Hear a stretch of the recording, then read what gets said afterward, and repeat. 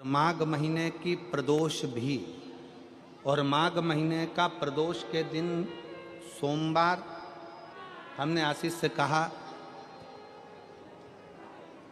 दुनिया के लोग कुंभ में त्रिवेणी के घाट पर जा रहे हैं, पर मेरे भोले बाबा ने यहाँ त्रिवेणी इकट्ठी कर। एक निवेदन सभी श्रोता बहन भाइयों से, कथा आस्था चैनल पर जो सुन रहे हैं, फेसबुक यूट्यूब पर जो सुन रहे हैं और पंडाल में बैठकर जो सुन रहे हैं, जिस दिन दिल से हारो ना,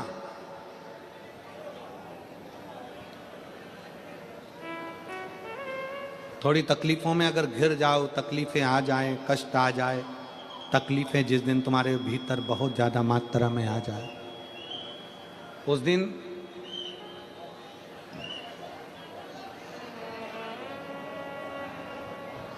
तीन बेलपत्र,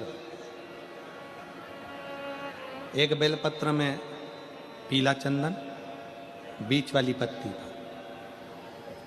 जिस दिन तुम्हें लगे कि मैं बहुत दुखी चल रही हूं और मेरा काम हो ही नहीं रहा, बहुत तकलीफ की जिंदगी चल रही है, कोई हाथ पकड़ने वाला नहीं है, कोई संभालने वाला नहीं है और बहुत तकलीफ हो रही, बहुत तकलीफ।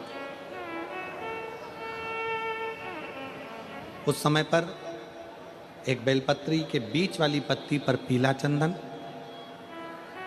दूसरी पत्ती पर लाल चंदन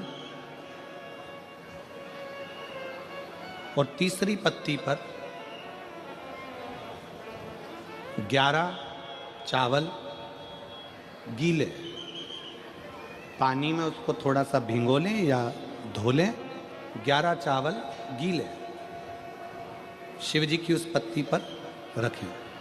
सबसे पहला पीला चंदन का बेलपत्र, दूसरे नंबर पर लाल चंदन का बेलपत्र, तीसरे नंबर पर जो 11 चावल आपने धोकर रखे हैं वो हाथ की हथेली में रखना है और हाथ की हथेली में रखकर अपनी कामना कर कर भगवान शंकर से विनय कर कर पंचाक्षर मंत्र नमः शिवाय या षडाक्षर मंत्र ओम नमः शिवाय या श्री शिवाय नमस्तुभ्यम बोलकर उस बेलपत्र पर सीधे हाथ में रखकर उल्टे हाथ का स्पर्श कर कर बाबा से अपने मन के भाव कहकर शंकर के शिवलिंग पर उसे समर्पित कर दीजिए। एक ही लोटा जल, जहां से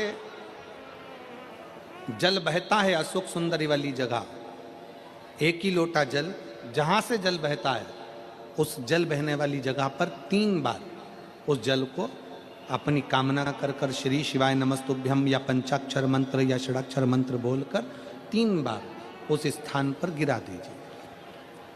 गिराने के बाद में बाबा से विनय कर कर अक्षत वाली जो बेलपत्र है, एक बेलपत्र और एक अक्षत उसमें से अपने लिए लेकर आ जाओ। उसको 2 महीना 3 महीना अपने घर में रखिए। जितना भी दुख है धीरे धीरे बाबा समाप्त कर कर खुशियां घर में लेकर आता ही है।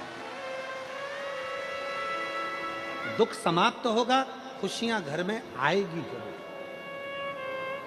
बेटा बेटियों का विवाह नहीं होता, उन बेटा बेटियों के लिए मान लो अगर कोई ग्रह ऐसे हो गए कि भाई संबंध टूट गया और संबंध टूटने के बाद तलाक हो गया, होने के बाद दूसरा विवाह ही नहीं हो रहा, संबंध टूटने के बाद मंगल विवाह दूसरा हो ही नहीं रहा,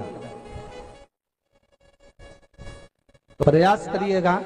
माँ जगतजननी जगदम्बा का हाथ इस तरह से रहता है, अपने दर्शन करेंगे पार्वती मैया के शिव मंदिर में, तो पार्वती जी का हस्त कमल शंकर जी की साक्षी में हमेशा बंधा हुआ रहता है, शिव की साक्षी में। महाराज प्रदोष काल में, प्रदोष के दिन कभी भी, किसी भी प्रदोष के दिन, वैसे तो मूल है इसमें सोम प्रदोष का वर्णन, सोमवार की जो प्रदोष पड़े उसका मूलता माना गया है, पर आप प्रयास करना कि किसी भी प्रदोष के दिन जिसका तलाक हो चुका हो, जिसका संबंध खराब हो चुका हो, संबंध हो ही नहीं रहा हो वापिस से,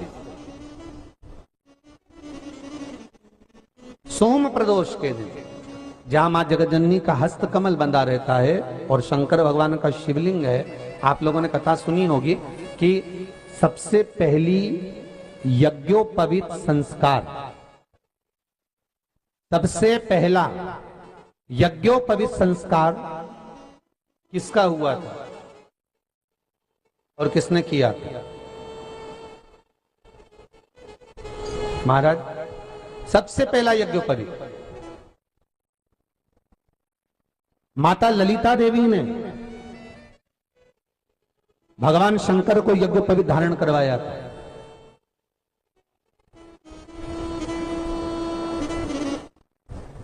मां ललिता देवी ने सूत्र बनाकर अपने हस्त कमल से भगवान शंकर के सम्मुख में बिठाकर भोलेनाथ जी के हस्त कमल से स्वतः सूत्र बनाया था। भगवान शंकर प्रसन्न हो गए थे, बहुत प्रसन्न भोलेनाथ जी। इसलिए शंकर भगवान ने ललिता देवी को 2 वर दिए थे, एक किसी का अश्रु नहीं देखूंगा, दूसरा जो यज्ञोपवीत समित समर्पित करेगा, यज्ञोपवीत का भाव जो मुझे देगा, उसके जीवन में बाधाओं को हर लूंगा। इसलिए आज भी हिंदू धर्म में देवताओं को जो यज्ञोपवीत चढ़ाया जाता है वो उलझा हुआ नहीं होना चाहिए। देवताओं को जो यज्ञोपवीत चढ़ता है उसको सुलझाकर चढ़ाया जाता है, समर्पित करेगा। अब कई विद्वान ब्राह्मण ऐसा कैसे यज्ञोपवीत में हल्दी लगाकर छोड़वा देते हैं, परंतु वो उलझा हुआ रहता है। वो सुलझा हुआ अगर चढ़ाएगा तो जो जजमान पूजन कर रहा है, जो जजमान पूजन में लगा हुआ है, उसको पूर्ण फल की अनुभूति हो, पूर्ण फल का प्राप्ति हो और ब्राह्मण भी बंधन से मुक्त हो। ललिता देवी जी तो हमारे यहाँ भौम सोमवार का जो प्रदोष हो, उस प्रदोष के दिन जिसका मंगल विवाह नहीं हो रहा है, सारी तकलीफें झेल रहे हो, बहुत कष्टप्रद हो, तो माँ का जो हस्त कमल है, उस हस्त कमल से लेकर शंकर भगवान के शिवलिंग तक एक कच्चे सूत की धार बनाई जाती है। महाराज 6 धार कच्चे सूत की बनाई जाती है। यहाँ शंकर भगवान का शिवलिंग है, यहाँ माता का हस्तकमल है, हस्तकमल से चालू होकर शिवलिंग, शिवलिंग से चालू होकर हस्तकमल, ऐसी 6 धार बनाई जाती है माता। और धार बनाकर उस धार पर माखन का लेपन किया जाता है भगवान शिव को। जैसा ललिता माता ने भगवान शंकर से वर प्राप्त करा था, उसी तरह फिर उस लेपन को लगाने के बाद उसको उतारकर उसी को लपेटकर शंकर भगवान पर उसको चढ़ा दिया जाता है, मात्र अपनी मंगल विवाह की कामना कर कर।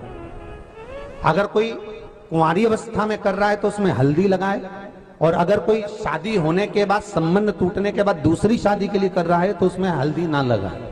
बस इतना अंतर रहता है।